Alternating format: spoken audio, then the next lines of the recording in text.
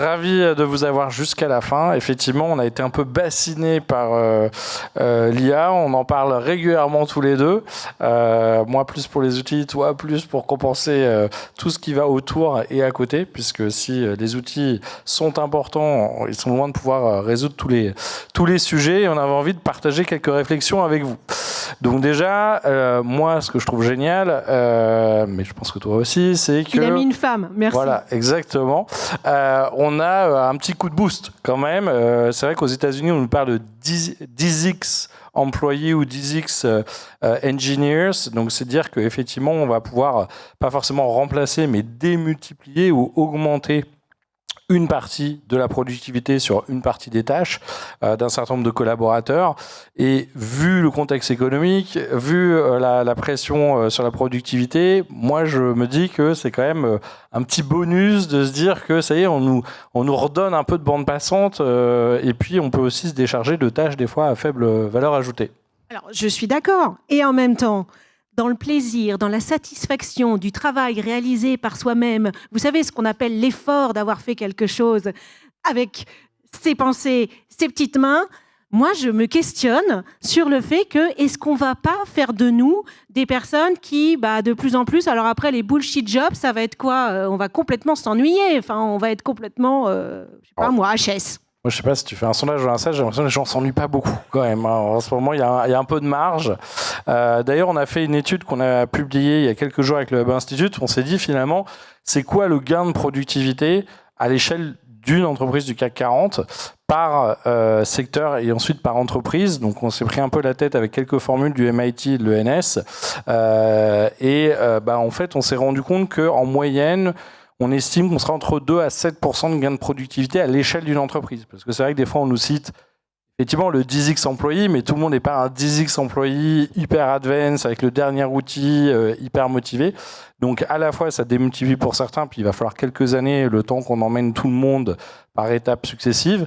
Mais voilà, 2 à 7%, ça peut paraître pas grand-chose. En même temps, si on se dit c'est ça chaque année, c'est déjà énorme.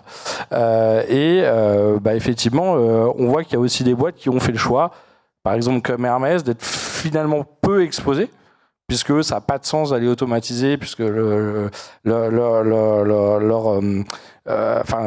qui est clé chez eux, c'est l'humain, c'est le savoir-faire, c'est l'artisanat, et donc ça ne veut pas forcément dire que tout le monde est obligé de faire de l'IA non plus. On doit passer à l'idée 2, mais juste quand même pour lui répondre là-dessus, moi je veux bien, ça nous fait gagner en productivité, très bien, sauf que à ce moment-là, on passe tous au 4/5e et demi, 4/5e, et puis voilà, ça peut être une ouverture. Ça peut être une ouverture. Ça vient de 4 jours. Et du coup, sur cette partie, quand même, sur cette idée, c'est la fameuse citation de Jacques Brel que vous connaissez sûrement, et je crois qu'avoir envie de réaliser un rêve, c'est le talent, et tout ce qui reste, c'est de la sueur et de la discipline. Que va donc devenir la sueur si nous aidons trop souvent de l'IA? T'es vachement protestante quand même, faut souffrir au travail, c'est ça? C'est ça. Alors, il va avoir le dernier mot. Voilà, bon, l'IA au moins, à défaut de nous rendre productifs, va nous rendre plus intelligents, puisque on va avoir un accès démocratisé au savoir. C'est vrai que déjà avec Internet, on a eu Wikipédia, YouTube, tout un tas de... Enfin, on a démocratisé l'accès à l'info. Rappelle-toi quand même, les 2 bouquins en CDI à l'époque, c'était quand même la galère. Mais là, c'est génial, non seulement j'ai accès à l'info, mais je peux poser toutes les questions du monde à ChatGPT ou à Copilot. D'ailleurs, si on regarde, j'ai trouvé, ils ont essayé d'évaluer le QI. Alors là, on a Gemini, la dernière version, ChatGPT, Anthropic, Grok. C'est plutôt pas mal, non? On commence à se rapprocher de l'intelligence humaine un peu, non? Ouais, moi je sais pas, ça me pose des questions sur notre esprit critique. Alors ça c'est tout récent, on est tous mis sous blister là depuis une semaine, moi j'en peux plus. Donc là un jouet, donc là, alors je ne citerai pas le compte LinkedIn qui a fait paraître ça, c'est un média. Bon, alors le banquier de 2025, voilà, donc on est bien d'accord, forcément quelqu'un qui investit son argent, quelqu'un qui prend des risques, forcément c'est un homme. Par contre, donc c'est le même média, mais Blanc, la partie banque et la partie assu, alors qu'assurance. Forcément, c'est une femme. Les femmes, elles anticipent les risques, elles prennent soin, tout ça. Voilà. Donc, moi, je remercie l'IA. Non, mais franchement, ok, merci, parce que ça nous met bien comme ça en lumière les biais et tous ces stéréotypes et ces pensées automatiques. Mais du coup, quand on se les prend comme ça a eu 1600 likes, ce banquier. Bon, quand même. Bon, et puis d'ailleurs, tu vas un peu plus loin parce que c'est pas juste les biais. Oui. alors, on n'a plus que 5 minutes de sa page, c'est 7 secondes pour parler de l'hypnocratie. Je ne sais pas si vous avez entendu de ce cas, ça date du mois de décembre. Donc, je ne prononcerai pas ce nom, mais qui est vraiment... Donc, au mois de décembre, en fait, c'est une personne qui devait être une personne, sauf qu'il y a eu toute une intelligence artificielle. C'est une expérience vraiment à grande échelle depuis 3 mois qui a été menée. On a cru qu'il y avait quelqu'un, en fait, il n'y a personne. Et là, on va au-delà de la fake news. Là, on est dans de la manipulation. On a failli... Donc là, c'est Apolline Guillot, de Philonomiste, qui, avant d'aller dans une émission de télé, s'est quand même dit « Attends, on va quand même un peu gratter, parce qu'on n'a jamais vraiment vu son visage. C'est qui ? Apparemment, c'est une maison d'édition italienne. Il y a déjà eu plein d'articles de presse. Mais qu'est-ce que c'est derrière ?» Et finalement, ça va au-delà du deepfake. C'est de la manipulation intégrale. Et en fait, il a fait une grande expérience de psychologie sociale. Et on peut se poser la question, c'est comment nos consciences potentiellement vont être altérées. Là, c'est plus juste l'histoire du foisonnement. C'est l'histoire du brouillard complet entre toutes ces informations qui sont créées, puisqu'on en est même à s'être fait avoir vraiment depuis 3 mois, sur cette création qui est une création de toutes pièces. Donc, même l'agent était une IA, l'agent du livre. Il va falloir sourire un peu. Mais ça, c'est parce que tu es quand même vachement française. Hein. Voilà. Ça, c'est dégueulasse, parce que hier soir, il n'avait pas ce slide. Ah bah, c'est la dernière étude de Stanford sur l'IA qui compare par pays un petit peu notre relation à l'IA. Alors là, j'ai la Chine et là, j'ai la France. Et effectivement, si on regarde, est-ce que ça va aider l'économie de mon pays? La Chine, 72%, la France, 29%. Est-ce que ça va aider mon job? La Chine, 62%, la France, 33%. Mais ça, c'est le siècle des Lumières, tu vois, c'est notre histoire. Je veux dire, justement, nous, on est là pour mettre un peu de la vigilance. Je ne dis pas qu'il faut tout arrêter, je dis juste, voilà, des petites alertes. Ou trop d'esprit critique. Bon, au moins, on va quand même avoir un assistant 24 heures sur 24, 7 jours sur 7 pour nous aider quand même, non? C'est un peu d'aide, un peu de care, un peu de soutien. Ouais. Alors, voilà. Alors, voilà. Vas-y, je te laisse. Bah, tu vois, c'est quand même tous les métiers où finalement on peut prendre un certain nombre de tâches, pas toujours les plus intéressantes, qu'on va pouvoir aider, augmenter, assister pour pouvoir effectivement traduire, synthétiser, résumer, créer des choses, non? Oui, mais tu vois, c'est pas parce que c'est faisable que c'est désirable en termes d'expérience collaborateur, en termes d'expérience client, en termes d'expérience de nos fournisseurs. Moi, je me pose la question. Et là, tu vois, on va attention à ne pas faire confiance, franchement, les yeux fermés. Là, c'est une expérience qui a été faite par Barbara Meyer sur LinkedIn. On a quand même aussi beaucoup de biais culturels. Alors, soit on prend un outil français, et là, on va retrouver des informations qui nous concernent, mais on a aussi des biais complètement culturels. Là, c'est une expérience qui est faite sur quel régime je dois apprendre à telle époque alors que la personne, elle est en France. Et en gros, on lui propose un régime à la californienne alors qu'elle habite en France. Donc, il faut quand même faire attention à tout ça. Bon, en même temps, c'est bien, ça nous fait découvrir la gastronomie américaine. D'ailleurs, ça va un peu plus loin que, en termes de biais, la gastronomie. Oui, alors moi, j'ai quand même un petit questionnement, c'est quid de nos compétences relationnelles? Parce que c'est bien gentil d'apprendre à prompter, hein, donc savoir parler à une IA. Moi, je voudrais bien déjà qu'on aille au bout de... Est-ce que nous, déjà, entre êtres humains, on sait vraiment se parler, hein? L'écoute active, l'écoute empathique, l'écoute, comment elle s'appelle, générative. Oui, c'est générative, mais ça, c'est de chez nous, c'est auto-charmeur. Ne serait-ce que ça, il ne faudrait pas oublier ça. Donc là, on voit des millions, des milliards là, qui sont dans l'IA. Pendant ce temps-là, qu'est-ce qu'on fait? À faire des prompts complètement enjôleurs, on ferait mieux de travailler un peu nos battements de cœur entre les uns et les autres. C'est vrai qu'on voit quelques addictions au AI Girlfriend. Donc, effectivement, on peut se poser deux, trois questions sur, effectivement, Seuls tous ou ce qui nous lie. Exactement. Et tu vois, c'est pas moi qui le dis, c'est des grands magazines qui regardent ça de près. On est tous connectés, mais est-ce que c'est pas un peu tous isolés? Je trouve aussi, je sais pas, regardez un peu les publicités. On va faire tout plus rapidement. Donc là, avec l'IA, même maintenant, moi, alors, je parle très vite.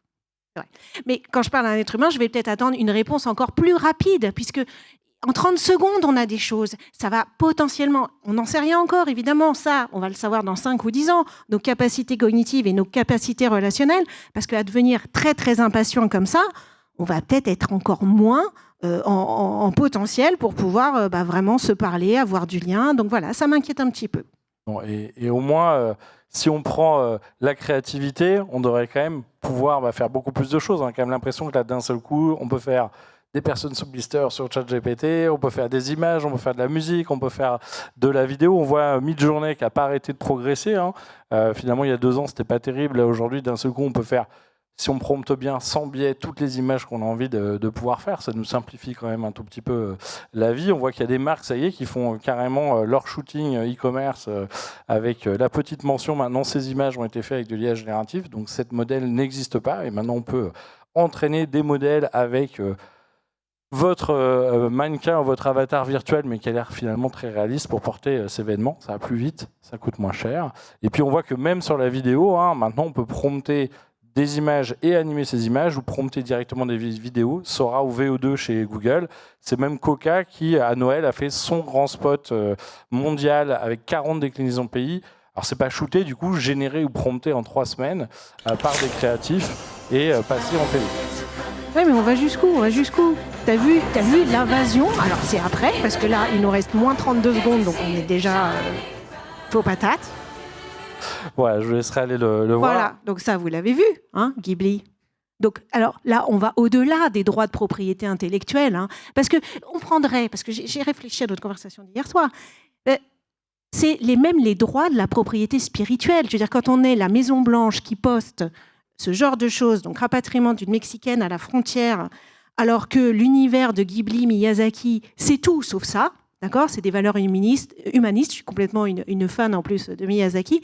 On va jusqu'où? Ça aurait été la virgule de Nike ou LVMH avec des contrefaçons, mais ça n'aurait pas été autorisé. Donc on fait quoi pour ces œuvres, pour ces artistes? Parce qu'à un moment donné, là on vient complètement... je vous parlais de la conscience altérée, vous voyez où ça peut mener. C'est-à-dire qu'avant, Miyazaki il avait son univers, demain il peut être repris à n'importe quelle sauce. La liberté d'expression. La liberté d'expression. Bon, pour conclure, puisqu'on a un petit peu dépassé le temps, on avait juste envie que vous puissiez repartir avec 5 idées à retenir. La première, c'est qu'effectivement, tout ça, ça bouge très vite, et on sait tous que l'humain change un peu moins vite que la technologie. Donc il va y avoir un vrai boulot d'accompagnement, et effectivement, vous allez avoir un rôle énorme au niveau RH pour pouvoir l'accompagner. La deuxième chose, c'est qu'il va falloir vous y mettre. Je pense que vous avez tous démarré, mais il va falloir accélérer parce que sinon, je vous le dis clairement, c'est la DSI qui va tout piloter. Et franchement, on l'a déjà vu dans certaines boîtes, on les aime beaucoup à l'IT. Hein. C'est un peu une cata qu'on les laisse tout seuls. Donc il faut aller jouer avec eux. Et à un moment, il faut quand même parler un petit peu la même langue sans être expert de la techno, mais en tout cas de ce qu'on veut faire avec et ce qu'on veut pas faire avec. Donc ça, effectivement, un gros rôle moteur des RH. On sait tous que beaucoup ont déjà switché vers Copilot ou du ChatGPT sécurisé. Ça, c'est juste la première étape. La prochaine, c'est métier à métier, aller trouver les bons logiciels, les nouveaux process, voir demain les agents IA, parce que vous allez voir là, c'est beaucoup plus avancé. Et donc là, il y a un vrai boulot d'évaluation, d'évolution des compétences, de GPEG, de repenser les workflows, d'accompagnement. Et là, vraiment, il va y avoir un boulot énorme en termes d'accompagnement du changement. Je disais, l'IA générative, c'est déjà pas mal, mais l'IA agentique, là, c'est des workflows complets qu'on va pouvoir prompter et avec une certaine autonomie. Donc demain, comment j'encadre des gens qui utilisent de l'IA, mais aussi des agents IA plus ou moins autonomes sur certaines tâches. Donc là, un gros boulot de cadrage. Et je te laisse le dernier, hein, ça c'est pour toi. Mais ça, c'est Cédric Price. La technologie était la réponse, mais quelle était la question? Évidemment, c'est l'usage qu'on en fera. Et vous avez bien compris que c'est trouver le juste milieu pour garder nos liens si précieux du monde vivant dans son ensemble. Nous, évidemment, y compris, mais pas que. Voilà. Notre monde sensible. Et la bonne nouvelle, c'est finalement, dites-vous que quand tout le monde aura accès à la même techno, parce que ce qui est un peu en train d'arriver, finalement, ce qui fera la seule différence, c'est l'humain, puisqu'on aura tous accès à ces outils, grosse boîte comme petite. Donc finalement, ça sera qui saura mieux poser les questions, mieux repasser derrière, ou mieux éviter d'utiliser ces outils dans certains cas. On essaie de rester en veille au Web Institute sur ces sujets-là. Tous les 15 jours, j'essaie de faire un big récap de toutes les news en IA générative. On est entre 150 à 200 tous les 15 jours. Tout métier confondu. Tout n'est pas important, tout n'est pas vital, mais c'est juste pour vous dire qu'en tout cas, ça bouge beaucoup. Et si les outils bougent beaucoup, il faut aussi vraiment penser à chaque fois, si vous faites de l'IA générative, des soft skills à côté, parce qu'il y a un vrai boulot de réflexion, d'accompagnement. Ce n'est pas l'outil tout seul qui va faire la transformation de la boîte. Merci. Merci à vous.